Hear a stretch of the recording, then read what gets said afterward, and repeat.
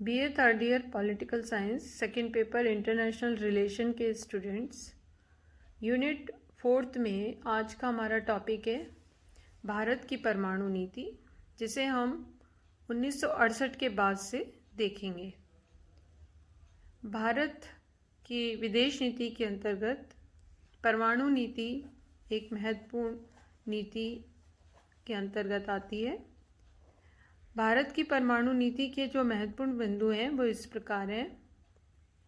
एक तो ये कि एक विश्वसनीय न्यूनतम निवारक निर्माण और रखरखाव, परमाणु हथियारों का उपयोग केवल भारतीय क्षेत्र पर या कहीं और भारतीय बलों पर परमाणु हमले के प्रतिशोध में किया जाएगा। एक पहली हड़ताल के लिए परमाणु प्रतिषेध के बड़े पैमाने पर होगा और अस्वीकार क्षति को भड़काने के लिए डिज़ाइन किया जाएगा। परमाणु प्रतिशोधी हमले को एक निश्चित राजनीतिक नेतृत्व द्वारा केवल एनसीए परमाणु कमान प्राधिकरण के माध्यम से अधिकृत किया जा सकता है। गैर परमाणु हथियार राज्य के खिलाफ परमाणु हथियारों का उपयोग नहीं करेंगे। जैविक या रासायनिक हथियारों से कहीं भी भारत या भारतीय सेना के खिलाफ एक बड़े हमले की स्थिति में परमाणु हथियारों के साथ जवाबी कार्यवाही का विकल्प रखेगा। परमाणु और मिसाइल संबंधी सामग्री और प्रौद्योगिकी के निर्यात पर सख्त नियंत्रण की निरंतरता, संधि की बातचीत में कटौती की गई सामग्री में भागीदारी और परमाणु हथियारों पर रोक जारी रखी जाएगी। वैश्विक सत्यापन और बिना भेदभाव वाले परमाणु निशस्त्रीकरण के माध्यम से परमाणु मुक्त दुनिया के लक्ष्य के लिए निरंतर प्रतिबद्धता होगी। भारत की न्यूनतम विश्वसनीय परमाणु निरोध सिद्धांत कोई प्रथम उपयोग नहीं नीति सजा से निंदा के बजाय निषेध द्वारा निरोध की अवधारणा पर आधारित है। कभी भी तोड़फोड़ करनी चाहिए। भारत को बड़े पैमाने पर दंडात्मक जवाबी कार्यवाही शुरू करने से पहले एक विरोधी द्वारा परमाणु हमले के लिए भारी कीमत चुकानी होगी।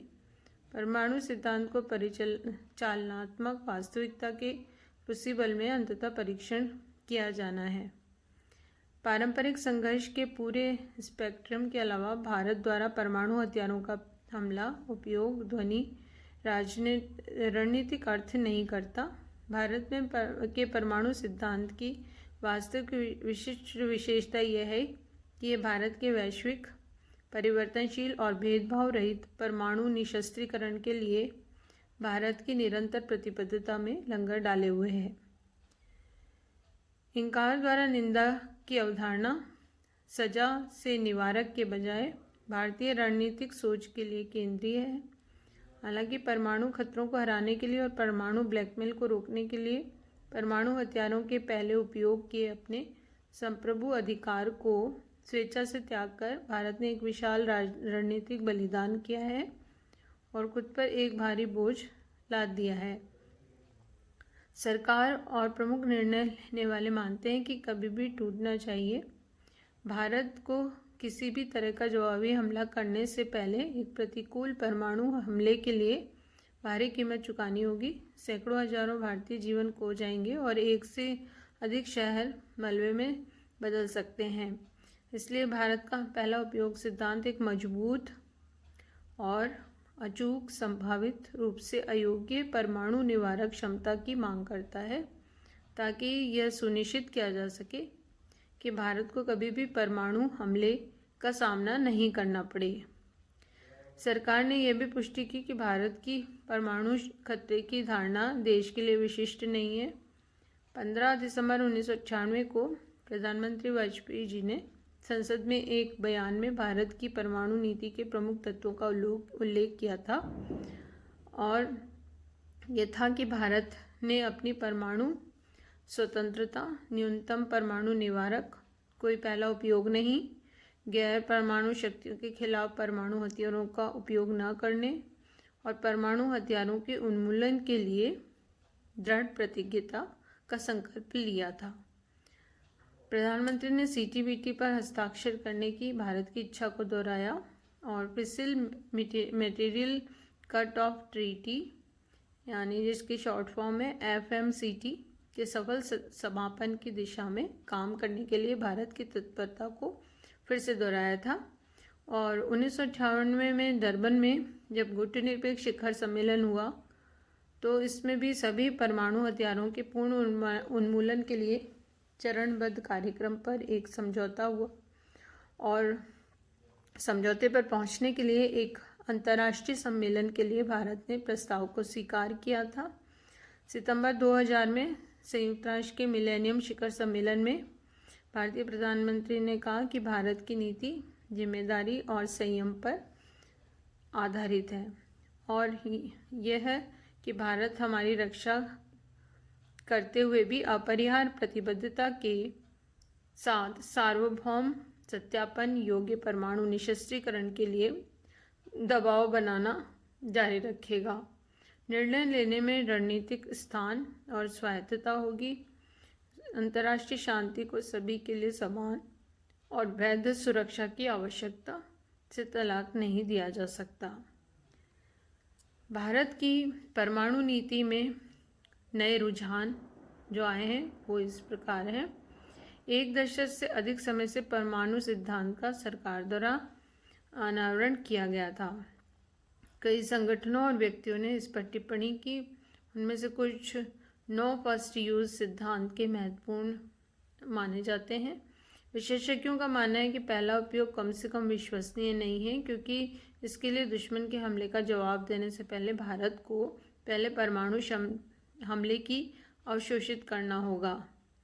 2011 में बीजेपी नेता जसवंत सिंह ने पहले उपयोग की नीति को छोड़ने के लिए कहा था, लेकिन यूपीए सरकार ने यथास्थिति बनाए रखने का फैसला किया।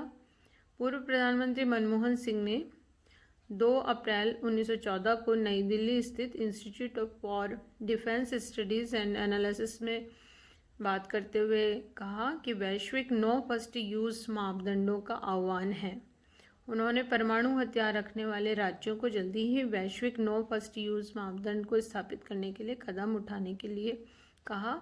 इसके बाद भारतीय जनता पार्टी ने अपने चुनावी घोषणा में भी जो बात रखी थी वो ये कि भारत के परमाणु सिद्धांत का विस्तार से अध्ययन करें, इसमें संशोधन करें और अद्यतन करें। इसे वर्तमान समय की चुनौतियों के लिए प्रासंगिक बनाए रखना जरूरी है और एक न्यूनतम प्रतिबंध बनाए रखने का उन्होंने वादा किया, जो कि बहुस्थायी वास्तविकताओं को बदलने के साथ है। परमाणु सिद्धांत की आलोचना मुख्य रूप से कुछ प्रमुख मुद्दों पर केंद्रित की गई। कोई भी पहला प्रयोग अस्वीकार्य रूप से उच्च प्रारंभिक हताहतों की संख्या और भारतीय आबादी, शहरों और बुनियादी ढांचों को नुकसान नहीं पहुंचा सकता।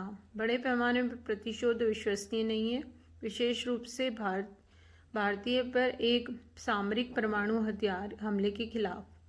विरोधी के अपने क्षेत्र पर बल, रासायनिक या जैविक हमले के लिए परमाणु जवाबी कार्यवाही अतार्किक होगी।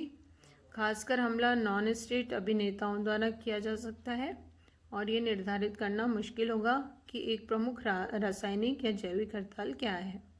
हाल ही में लेफ्टिनेंट जनरल BS नागल, जो सेवानिवृत्त हैं, पूर्व commander in chief strategic forces command और बाद में नेशनल सिक्योरिटी काउंसिल सचिवालय में स्ट्रेटेजिक प्लानिंग स्टाफ के प्रमुख ने NFU सिद्धांत की प्रभावकारिता पर सवाल उठाया। उनके अनुसार बिना किसी पहले उपयोग के हमारी नीति की समीक्षा करने का समय आ गया है। विकल्प अस्पष्टता या पहले उपयोग है। वह एक बदलाव की मांग करने के 6 प्रमुख कारण देते हैं कि कोई भी पहला उपयोग पहली हड़ताल में बड़े पैमाने पर विनाश की स्वीकृति का तात्पर्य नहीं है। भारतीय जनता सरकार की पहली उपयोग नीति के अनुरूप नहीं है और राष्ट्र मनोवैज्ञानिक रूप से तैयार नहीं है। यह होगा कि नैतिक रूप से गलत है। नेतृत्व को आबादी को संकट में डालने का कोई अधिकार नहीं है। कोई भी पहला प्रयोग प्रतिकूल परिस्थितियों में परमाणु बलों को दंड से बचने की अनुमति नहीं देता है, क्योंकि प्रकृति में जवाबी हमला करना होगा। एक विस्तृत और महंगी बैलिस्टिक मिसाइल रक्षा प्रणाली के लिए पहली हड़ताल से बचाव की आवश्यकता होगी। परमाणु आदान प्रदान शुरू होने के बाद वृद्धि पर नियंत्रण संभव नहीं होगा। हाल ही में भारत के रक्षा मंत्री मनोहर ब्रह्म पारिकर ने नो यूज़ पॉलिसी का सवाल उठाया। ब्रिगेडियर गुरमीत कंवल की पुस्तक द न्यू अर्थशास्त्री के लॉन्च पर नई दिल्ली में बोलते हुए उन्होंने कहा था कि बहुत सारे लोग क्यों कहते हैं कि भारत के पास पहले उपयोग की कोई नीति नहीं है। मैं खुद को क्यों न बांधूं। मुझे कहना चाहिए कि जिम्मेदार परमाणु शक्ति हूँ और मैं इसका गैर जिम्मेदारान पर इस्तेमाल नहीं करूँगा। यह मेरी सोच है। और बाद में ये उन्होंने स्पष्ट किया कि ये उनकी व्यक्तिगत सोच थी। हाल ही में भारत के परमाणु सिद्धांत और इसके पहले उपयोग आसन के मूल्य के बारे में फिर से अटकलें लगी हैं। पूर्व राष्ट्रीय सुरक्षा सलाहकार रविशंकर मेनन की पुस्तक choice inside the making of Indian foreign policy में इसके बारे में फेरबदल के कुछ वाक्य हैं, जिससे वो लिखते हैं कि एक संभावित धूसर क्षेत्र जब भारत पहले परमाणु हथियारों का इस्तेमाल दूसरे NWS यानी परमाणु हथियार राज्य के खिलाफ करेगा। परिस्थितियां ऐसी बोधगम्य हैं जिसमें भारत को पहले हड़ताल करना उपयोगी लग सकता है। उदाहरण के लिए NWS के खिलाफ जिसने यह घोषित किया वह निश्चित रूप से अपने हथियारों का उपयोग करेगा। यदि भारत निश्चित था तो विपक्षी का प्रक्षेपण आसन था। भारतीय परमाणु नीति के मूल सिद्धांत अपरिवर्तित रहे हैं क्योंकि परमाणु हथियारों से मुक्त दुनिया के लिए भारत प्रतिबद्ध है। धीरे धीरे भारत अप्रसार व्यवस्था के साथ खुद को एकीकृत कर रहा है। भारत कई अप्रसार तंत्रों में शामिल हो गया है जिनके बारे में पहले संदेह था। अब औपचारिक रूप से मिसाइल प्रौद्योगिकी नियंत्रण व्यवस्था, जिसको शॉर्ट में कहते हैं MTCR, का 35वां वो सदस्य है। ऐसे देशों का संघ जो परमाणु हथियारों के लिए वितरण प्रणाली के अप्रसार के लक्ष्यों को साझा करते हैं। भारत सक्रिय रूप से परमाणु आपूर्तिकर्ता समूह, जिसको शॉर्ट में NSG की कहा जाता है, उसकी भी सदस्यता चाहता है। 21वीं सदी भारत की परमाणु नीति में उल्लेखनीय परिवर्तन ला रही है, लेकिन भारत की परमाणु नीति के मूल में या इसका वास्तविक आधार अभी भी वही है।